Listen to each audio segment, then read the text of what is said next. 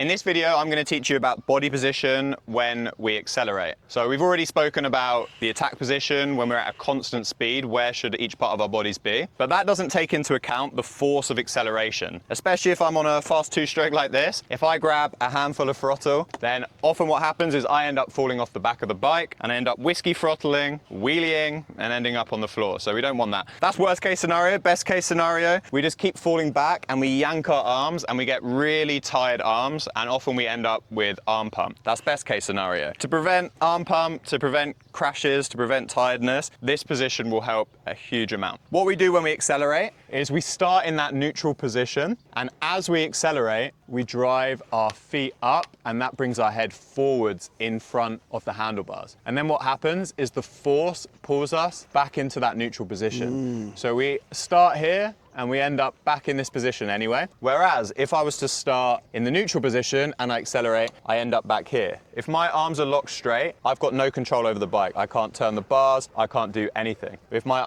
elbows are bent and I'm here, suddenly I have a lot more control over the bike. So when we accelerate, we're moving that head forwards in front of the bars. The big thing as well is also timing. If we start to do it too late, then we really feel like we're doing a pull-up, you know? It's like we're using our muscles. We don't want to do that. We want it to be easy and efficient. So it's all about that perfect timing. As we're accelerating, we're moving forward. If we do it too late, then we're going to be yanking on the bars to get forward, and we're going to end up tired. A couple of questions about the acceleration position.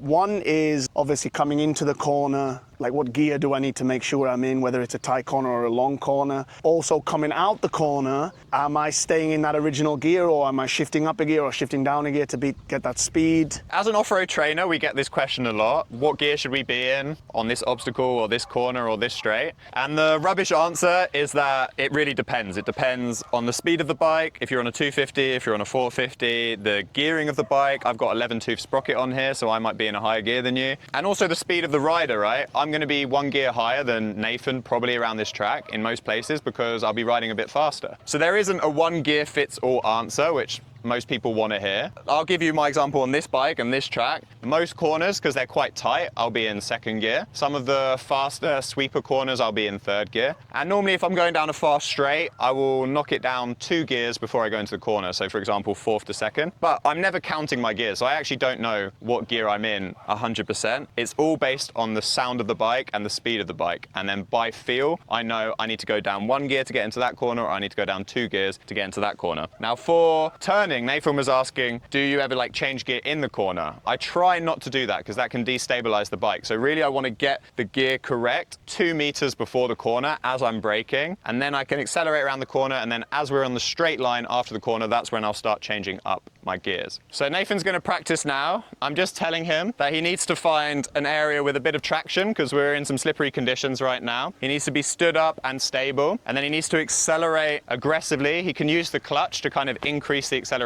so a slip of the clutch as he's increasing the throttle, and he's tilting his ankles up and driving that head forwards as he accelerates. I've asked him to do it near where I'm standing so I can watch and make sure that he's doing it correct. I didn't realize this, but this is actually the first time he'd heard of this technique, the acceleration technique, and the first time he's going to try it. So fingers crossed he figures it out.